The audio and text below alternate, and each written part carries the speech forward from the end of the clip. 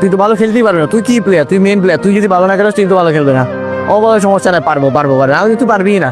তো বলে কি এরপরে বললাম যে ধরো সাপোজ জিতেও গেলাম, এখন আমরা যদি জিতে যাই তখন তো যে সৌদি আরবের যে ওয়ার্ল্ড কাপ, তো আমরা যদি জিতে যাই তুই তো সৌদি আরব যেতেই পারবি না, তো হেলথ কন্ডিশনে ভিসা হবে না, তোর যে হেলথ কন্ডিশন তোর ভিসা হবেই না, তুই যাইতেই পারবি না। ও একটা জবাব দিছে যে আমি যেতে না পারলেও সমস্যা নাই, আমার টিম গেলে হয়েছে।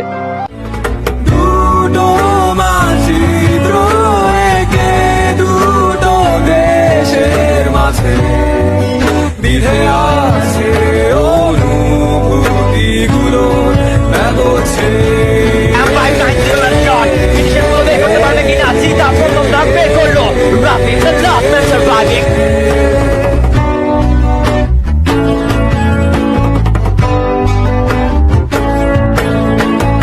হঠাৎ করে এই ভিডিওটা আমার সামনে আসে, ভিডিওটা দেখে আমার গায়ের লোমগুলো গেল বেশে। ছেলেটা ছিল বাংলাদেশের সেরা রাশা, যাকে কেউ হেট করে না, ছিল লোকটা সবার ভালোবাসা। আমাদের থেকে এমনও ফাইটারকে কেড়ে নিল মরণ। সবই আল্লাহর ইচ্ছা, চলো এই ফাইটারকে আজ করি স্মরণ। দুটো মানচিত্র এঁকে দুটো দেশের মাঝে। Hey guys, আসসালামু আলাইকুম। কেমন আছো তোমরা? বরাবর নতুন একটা ভিডিওতে হাজির হয়ে গেলাম আমরা। আজকের টপিক কি? জেবি চিতা। জেবি চিতার নামটা বললেই ভেতরটা সেট করে ওঠে, কারণ এই ছেলেটা আমাদের মাঝে আর নাই। জেবি চিতার মৃত্যুর পর বাংলাদেশের ই স্পোর্টস কমিউনিটি যে পরিমাণ আলোচিত হয় সেটা বলা বাহুল্য। জেবি চিতার জন্য আজকের ই স্পোর্টস অনেক বেশি পরিচিত, এবং আজকের ই স্পোর্টস নিয়ে প্রচুর আলোচনা হয়েছে এই জেবি চিতার জন্যই। ছেলেটা মরে গিয়ে ই স্পোর্টস কে জীবিত করে গেছে। এখন বাংলাদেশে ই স্পোর্টস জাগ্রত, কিন্তু আমাদের মাঝে জেবি চিতা আর নাই। আজ